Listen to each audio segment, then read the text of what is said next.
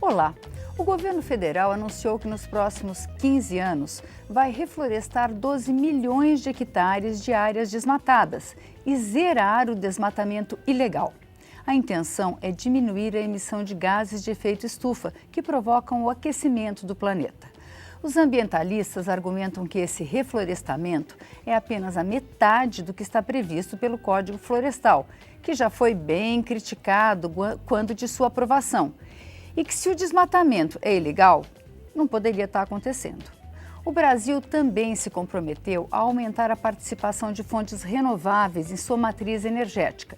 Nesse quesito, o país tem alguma vantagem, já que a maior parte de sua energia é produzida por hidrelétricas. Mas já começa por aqui também a discussão sobre o que é considerado até agora a nossa maior riqueza futura, o petróleo do pré-sal. Como um dos pulmões do planeta, dono das maiores reservas de água doce do mundo, o Brasil concentra, claro, as mais intensas discussões sobre o meio ambiente. E nós aqui no Brasil em Debate, da Rádio TV Câmara, vamos trazer algumas delas com os deputados Nilton Tato, do PT de São Paulo, e Conceição Sampaio, do PP do Amazonas. Deputados, no encontro recente com o presidente Barack Obama dos Estados Unidos, a presidente Dilma Rousseff anunciou essas metas aí de diminuição do desmatamento do Brasil, que estão sendo discutidas aí pelos ambientalistas, que estão sendo discutidos pelo Brasil. Eu gostaria de ter uma avaliação dos senhores sobre se os senhores acham que é suficiente ou se, como os ambientalistas estão avaliando, ainda são muito tímidas. Deputado Nilton Tato, o senhor que vem de uma militância ambiental, como é que o senhor está vendo essas propostas? Então, eu também acho que ainda é tímida a proposta brasileira, né?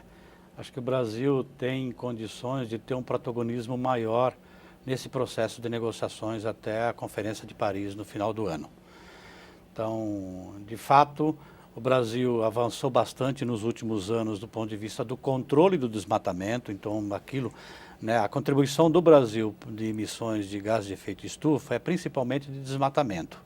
E o Brasil diminuiu bastante o desmatamento nos últimos anos. Então, já fez uma contribuição grande, mas como na própria introdução que você faz aí, a crítica dos ambientalistas, colocam que esta meta até 2020 de recuperar 12 milhões de hectares, ele está aquém daquilo que o Brasil pode fazer e tem necessidade de fazer, né? E é inclusive para que o Brasil assuma um papel de protagonismo maior, como o Brasil já teve recentemente nessas negociações internacionais. Mas não é, ou seja, a gente sabe que não é fácil, porque isso implica em você criar toda uma cadeia, né? Uma cadeia para que a restauração vire um processo de geração de trabalho, de geração de renda, né? Criar na verdade, que isso tenha um componente econômico, né? Que facilite, entendeu? Criar uma cadeia produtiva para a recuperação, para a restauração. Como é que a senhora vê essa questão, deputada Conceição? Primeiro, muito obrigada pelo convite, Vânia, de estar aqui com você, ao lado aqui do nosso querido deputado que representa São Paulo, mas representa o Estado brasileiro como um todo, deputado Nilton. E lembrar que está na pauta política o aquecimento global. Não dá para falar sobre o momento que nós vivemos, as mudanças climáticas que nós temos, sem trazer a discussão para dentro desta casa, mas para conversar com a sociedade de um modo geral.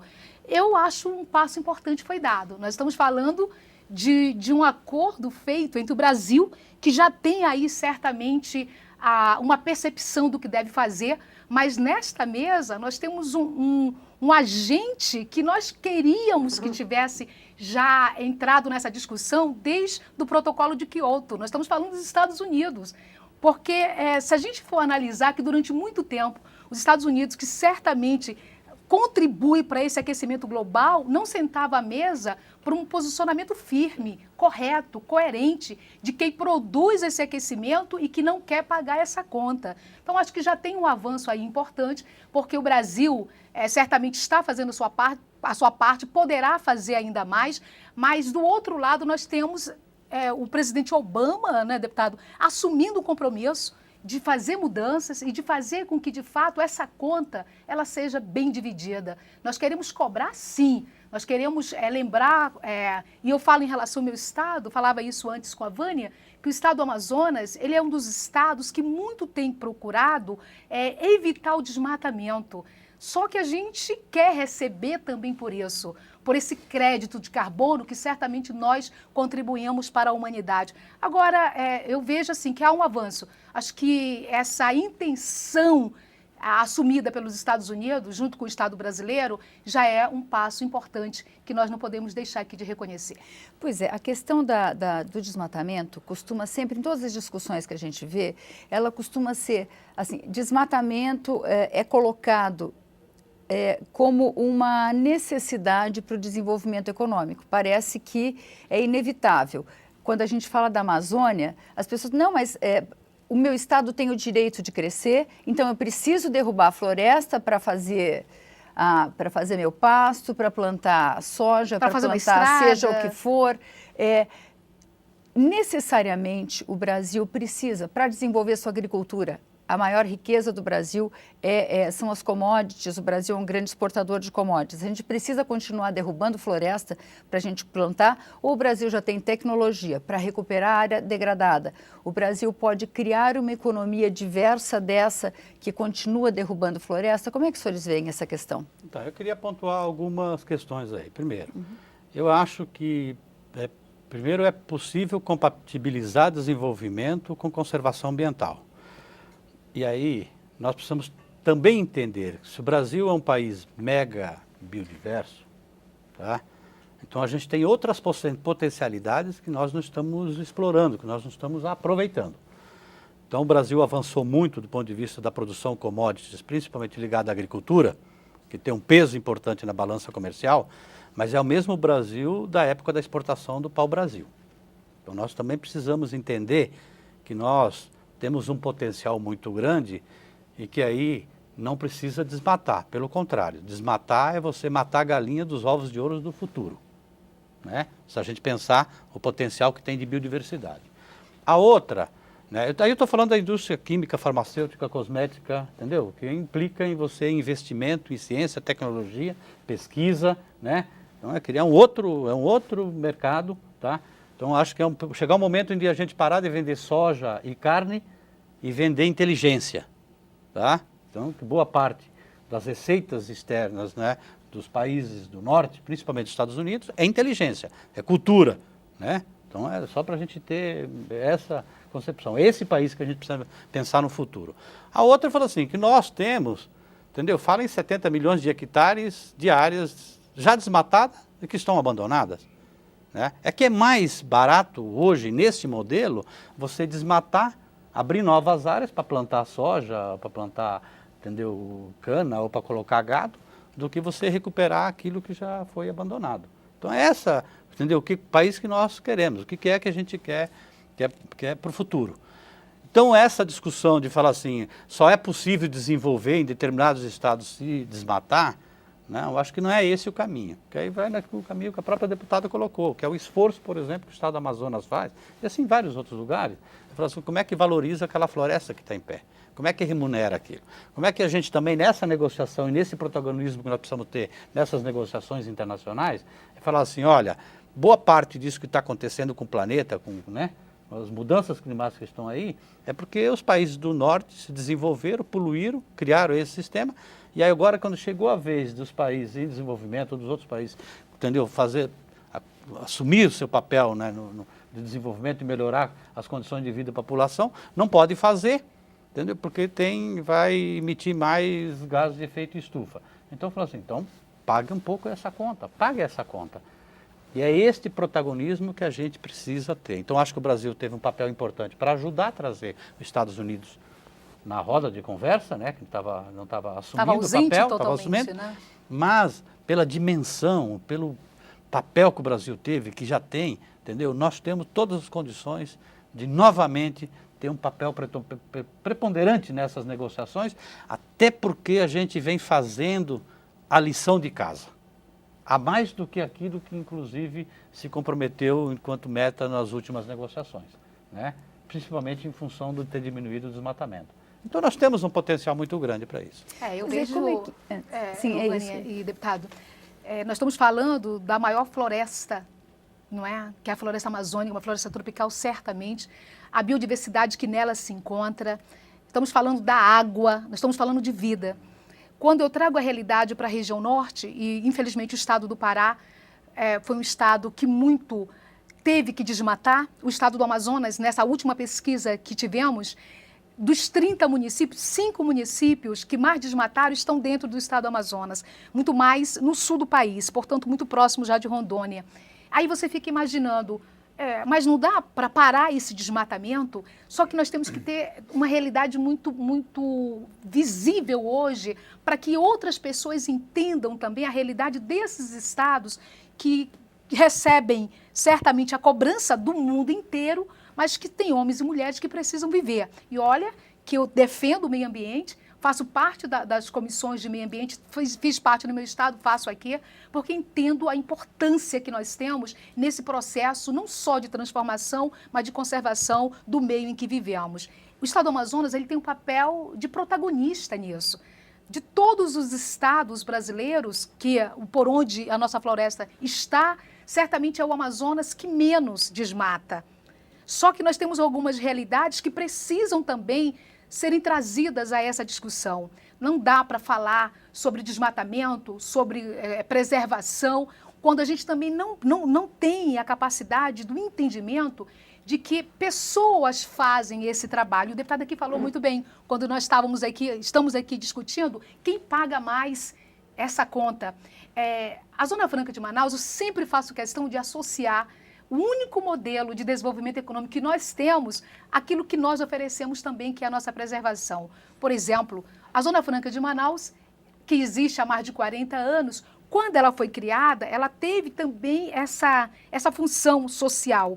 Ela integra a nossa região ao restante do país para não entregar aquilo que nós temos de melhor, que é o próprio meio ambiente.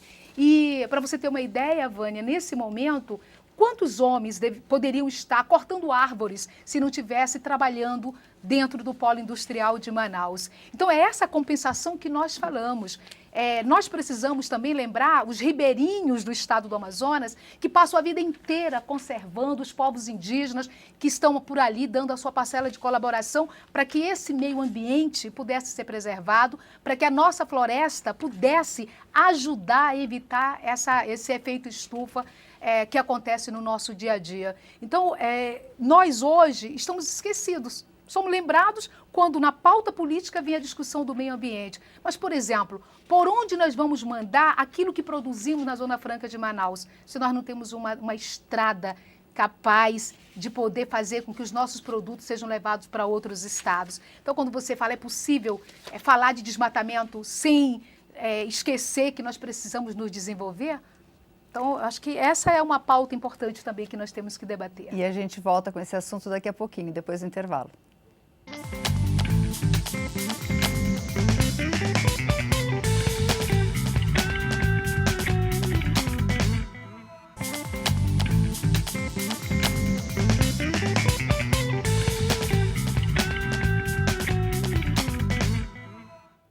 Estamos de volta com o Brasil em Debate, hoje discutindo o desmatamento e o reflorestamento com os deputados Conceição Sampaio, do PP do Amazonas, e Nilton Tato, do PT de São Paulo. E eu queria aproveitar a presença do deputado Nilton Tato, que era do ISA, que é uma entidade que trabalha muito com população indígena, porque eu encontrei um número que me chamou muito a atenção, deputado, que aproximadamente 55% de todo o desmatamento acontece em áreas privadas. E a gente ouve muito falar que as populações indígenas permitem e vendem a madeira de suas terras para madeireiras estrangeiras. Isso é uma coisa que a gente ouve em todo lugar. E eu vi que, segundo os levantamentos mais recentes, só 1% do desmatamento acontece em terras indígenas. Eu gostaria que o senhor comentasse essa questão. Onde acontece o desmatamento?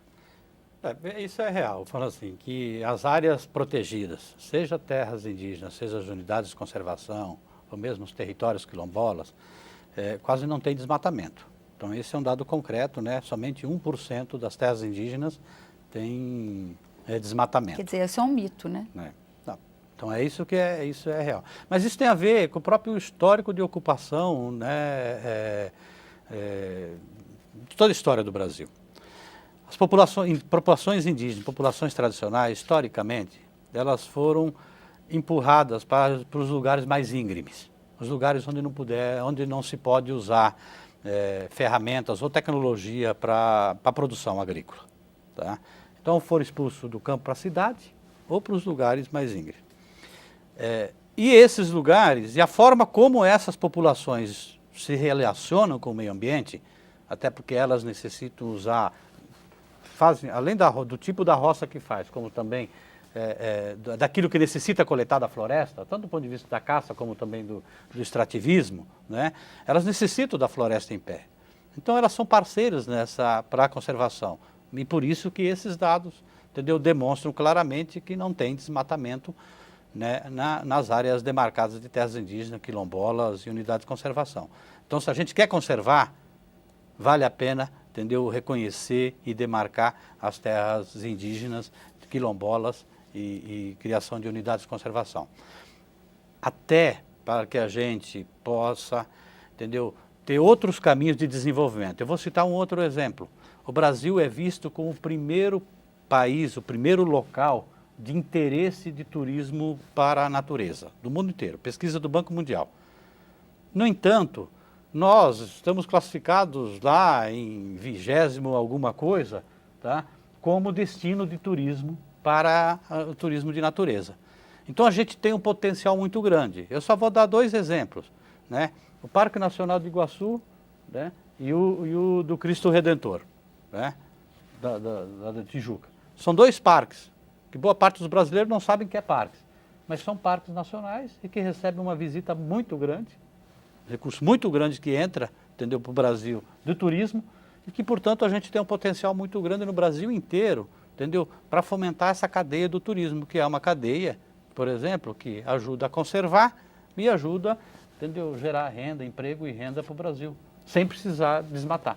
Eu até, aproveitando o que o senhor está falando, deputado, acho que a Copa do Mundo, realizada no Brasil, foi aquela janela, apesar da gente não ter levado, né, um resultado tão positivo, mas para o turismo ecológico, isso valeu muito, porque se abriu uma janela grande, o mundo percebeu o que é a nossa floresta e muitas pessoas que aqui vêm, muitos turistas, tanto de dentro do país como de fora do país, acabam procurando esses estados para conhecer melhor parte daquilo que é levado lá para fora, que é essa floresta de pé. Acho que isso faz a diferença. Eu acho que os investimentos que precisam ser feitos também para aquecer mais essa parte da economia, que é o turismo, ainda não acontece, não é uma realidade de todos os estados. Nós temos certamente a matéria-prima a oferecer, mas não temos ainda os investimentos que são necessários para que a gente possa sobreviver, gerar renda, gerar emprego dentro dessa possibilidade econômica também do Estado brasileiro. Você, deputada, porque a senhora falou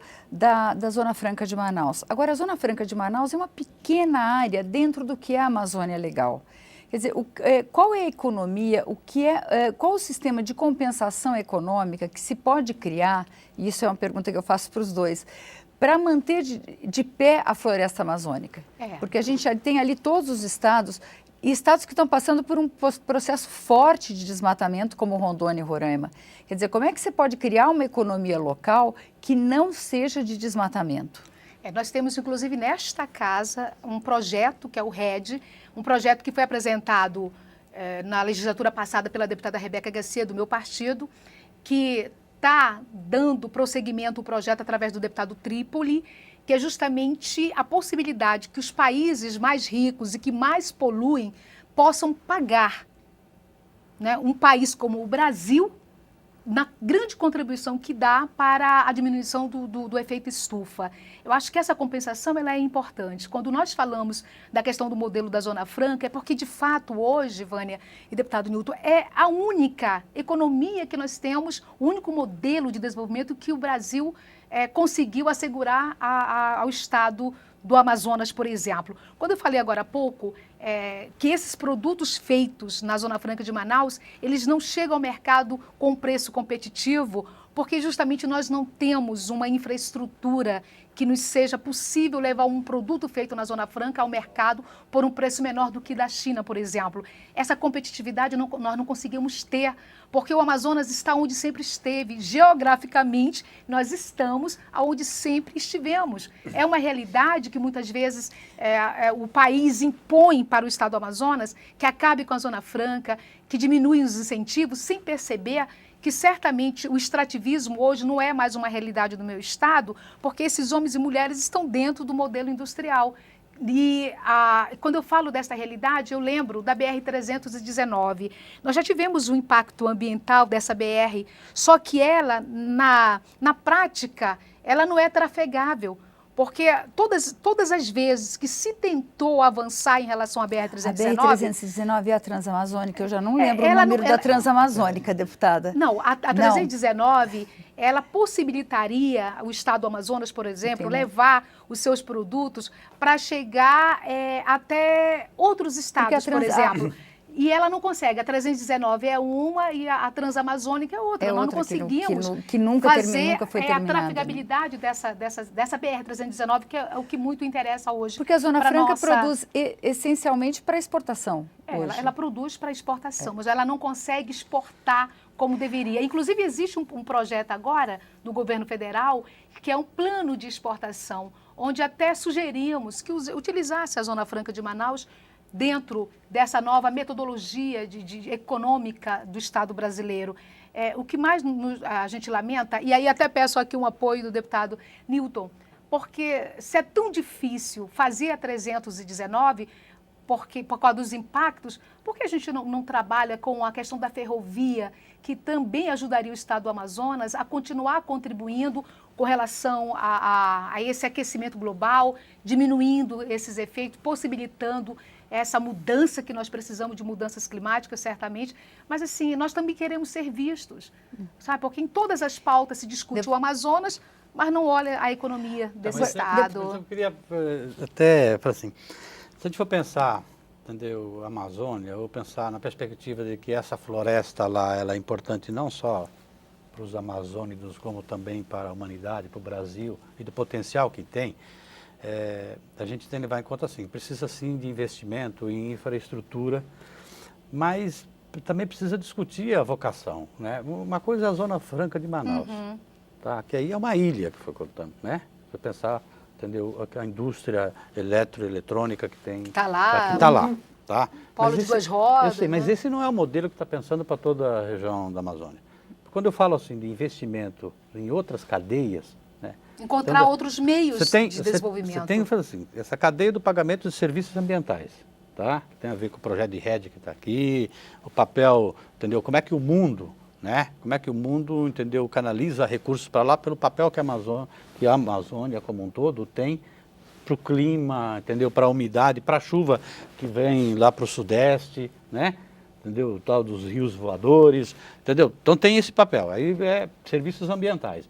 A outra é o potencial que tem lá do ponto de vista da biodiversidade, que implica em ciência, tecnologia, investimento, exatamente. Investimento nessa área, porque é um outro tipo de indústria, indústria com conhecimento agregado, né?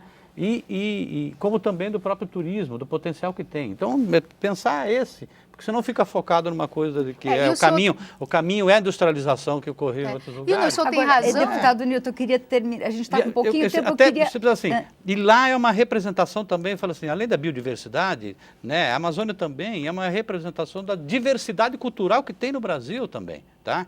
Que isso é um potencial muito grande. Eu queria só aproveitar, Vânia, só para lembrar... Qual seria, e aí a gente quer questionar, qual é o papel do Amazonas nesse processo do Estado brasileiro? Porque nós temos o CBA, por exemplo, que é um centro de biotecnologia, que nunca saiu do papel. Nós estamos perdendo pessoas capacitadas porque o Brasil não deu o espaço merecido para esse desenvolvimento biotecnológico dentro do Estado. E o deputado Newton começou falando da criação de novas oportunidades econômicas. Eu gostaria que o senhor só falasse um pouquinho sobre isso. Para acabar com o desmatamento, seria necessário criar novas oportunidades, novas alternativas? Então, eu vejo... pulou um pouco. Então, eu acho que as novas cadeias que precisam ser criadas é fomentar. Pegar o caso da restauração, por um exemplo, e não saindo fora do desmatamento, mas da restauração, porque é um problema grave hoje, principalmente no Sudeste, com essa crise hídrica que está colocada. Tá? E boa parte desses 12 milhões de hectares que necessitam ser recuperados é principalmente no Sudeste.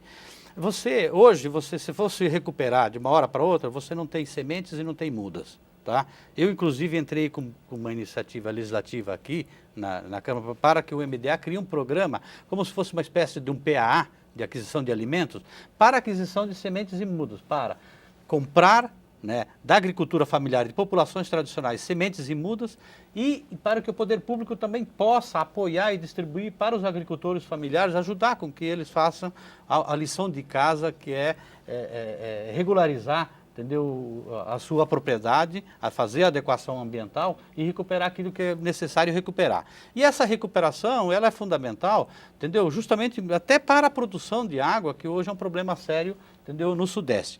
Então isso, quer dizer, é uma cadeia. Recuperar áreas de nascentes, áreas... Na verdade, sim, tem um potencial aí também de você criar uma cadeia da restauração no Brasil, tá? Para o volume que a gente tem para recuperar e que está colocado, inclusive, com obrigação, né, no Código Florestal, entendeu? Ele permite você criar uma cadeia que por um bom período, você vai gerar emprego, vai gerar, entendeu, renda, entendeu? Né? E para fazer uma coisa que há muitos anos era para ter feito, e que hoje não foi feito, né, que era a recuperação, principalmente em alguns rios no Sudeste, e que hoje lá no Sudeste, em São Paulo, a gente sofre as consequências da lição de casa que não foi feita. Então, por exemplo, é uma cadeia, entendeu, produtiva que se pode fazer. A outra é essa do turismo. Então tem toda uma discussão, fala assim, nós temos uma quantidade enorme de unidades de conservação, entendeu? Áreas que estão protegidas, áreas que são belas. Nós temos uma diversidade cultural que pouco se tem no mundo inteiro, tá? E hoje os turistas no mundo inteiro cada vez mais procuram natureza e diversidade cultural. Quer conhecer a culinária diferente, as pessoas diferentes, né? E o Brasil tem tudo isso aí, tem esse potencial. Então, quer dizer o seguinte, então se a gente pegasse, né, parte desses recursos que a gente investe lá na produção de soja, de cana, entendeu, de milho, de gado, e a gente começasse a aportar para uma outra perspectiva de desenvolvimento, a gente ia ajudar a conservar a natureza, conservar a biodiversidade, tá? E, ao mesmo tempo, garantir sobrevivência, a permanência, a vida dessa diversidade cultural que a gente tem no Brasil. Então, quer dizer, a perspectiva da gente construir um Estado, né, ter uma perspectiva de ter uma nação inclusiva do ponto de vista da diversidade ambiental e da diversidade cultural. Muito obrigada, deputado Nilton Tato. Muito obrigada, deputada Conceição Sampaio. Essa história continua, é claro, é a discussão da gente como nação, mas o Brasil em Debate termina aqui. Você pode rever ou compartilhar este ou outros programas na nossa página câmara.leg.br/Brasil em Debate. Obrigada e até a próxima.